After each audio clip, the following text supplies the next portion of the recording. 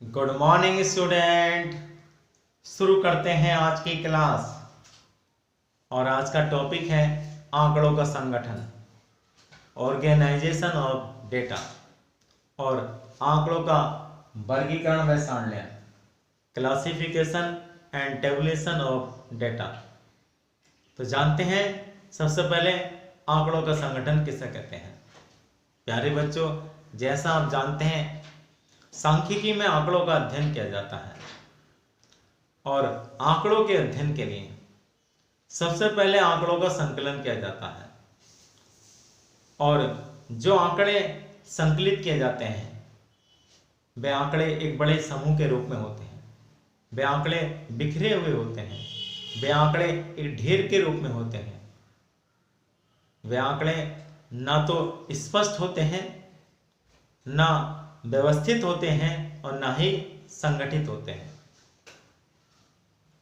तो आंकड़ों को समझने योग्य बनाने के लिए, आंकड़ों के अध्ययन की सरलता के लिए सबसे पहले आंकड़ों को व्यवस्थित किया जाता है, संगठित किया जाता है और इसी प्रक्रिया को आंकड़ों का संगठन कहते हैं, आंकड़ों का व्यवस्थीकरण कहते हैं। अर्थात आंकड़ों का वर्गीकरण व सारणीकरण करना आंकड़ों का व्यवस्थीकरण कहलाता है, आंकड़ों का संगठन कहलाता है। अब जानते हैं वर्गीकरण किसे कहते हैं। क्लासिफिकेशन ऑफ डेटा, आंकड़ों का वर्गीकरण। आंकड़ों के वर्गीकरण से आशय संकलित आंकड़ों को उनकी विशेषता के आधार पर विभिन्न वर्गों में बांटना आंकड़ों का वर्गीकरण कहलाता है। जो आंकड़े संकलित किए गए हैं उन आंकड़ों को समझने योग्य बनाने के लिए, उन आंकड़ों के अध्ययन में सरलता के लिए, उन आंकड़ों की विशेषता के आधार पर, उनके गुण के आधार पर, समानता के आधार पर विभिन्न वर्गों में बांटना आंकड़ों का वर्गीकरण कहलाता है। आंकड़ों को गुण के आधार पर, आंकड़ों को विशेषता के आधार पर विभिन्न वर्गों में क्रमबद्ध करना, व्यवस्थित करना आंकड़ों का वर्गीकरण कहलाता है। अब जानते हैं आंकड़ों का सारणीकरण किसे कहते हैं। जब वर्गीकृत आंकड़ों को सारणी के रूप में प्रस्तुत किया जाता है तो उसे आंकड़ों का सारणीकरण कहते हैं। सारणीकरण में जो आंकड़े वर्गीकृत किए गए हैं उनको सरलता, स्पष्टता तथा क्रमबद्ध रूप में व्यवस्थित किया जाता है ताकि आंकड़ों को आसानी से समझा जा सके, आंकड़ों का अध्ययन आसानी से किया जा सके।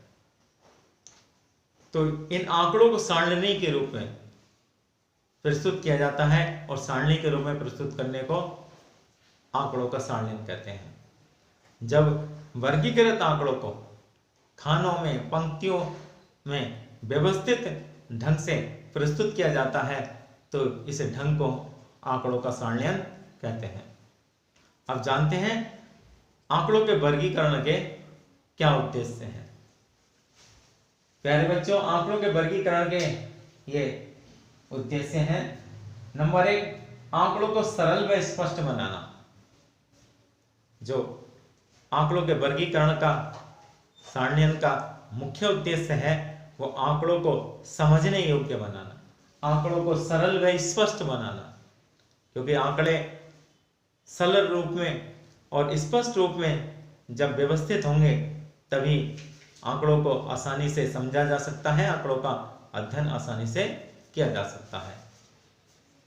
आंकड़ों का संक्षिप्त बनाना, क्योंकि आंकड़े बड़े समूह के रूप में होते हैं, कुछ आवश्यक आंकड़े होते हैं, कुछ अनावश्यक आंकड़े होते हैं, तो उनका संक्षिप्त रूप प्रदान करना आंकड़ों का वर्गीकरण का उद्देश्य होता है। तुलना में सांख्यिकी में आंकड़ों की तुलना की जाती है। सांख्यिकी में उन्हीं आंकड़ों का अध्ययन किया जाता है जिनकी तुलना की जा सके, और वर्गीकरण व सारणीकरण आंकड़ों की तुलना में सहायता करते हैं। तर्कपूर्ण व्यवस्था करना, आंकड़ों की जो व्यवस्थित किया जाता है वह तर्कपूर्ण क्रम में व्यवस्थित किया जाता है। वर्गीकरण व सारणीकरण में तर्कपूर्ण आंकड़ों को व्यवस्थित किया जाता है। नंबर 5, पारस्परिक संबंध स्पष्ट करना, आंकड़ों की विशेषता के आधार पर, आंकड़ों के गुण के आधार पर, समानता असमानता के आधार पर आंकड़ों को विभिन्न वर्गों में विभाजित किया जाता है, जिससे पारस्परिक संबंध स्पष्ट होता है। प्रस्तुतिकरण व विश्लेषण में सहायता, आंकड़ों के संकलन के बाद आंकड़ों के अध्ययन के लिए आंकड़ों का प्रस्तुतिकरण व विश्लेषण किया जाता है और वर्गीकरण व सारणीकरण के द्वारा आंकड़ों का प्रस्तुतिकरण व विश्लेषण किया जाता है। जो आंकड़े वर्गीकृत किए जाते हैं, जो आंकड़ों का सारणीकरण किया जाता है, उसके बाद आंकड़ों को प्रस्तुत करके आंकड़ों का विश्लेषण करके निर्वचन किया जाता है। इस प्रकार वर्गीकरण व सारणीकरण से आंकड़ों के प्रस्तुतिकरण व विश्लेषण में सहायता मिलती है। प्यारे बच्चों, आज आपको समझ में आ गया होगा आंकड़ों का संगठन, आंकड़ों का वर्गीकरण, आंकड़ों का सारणीकरण किसे कहते हैं। धन्यवाद।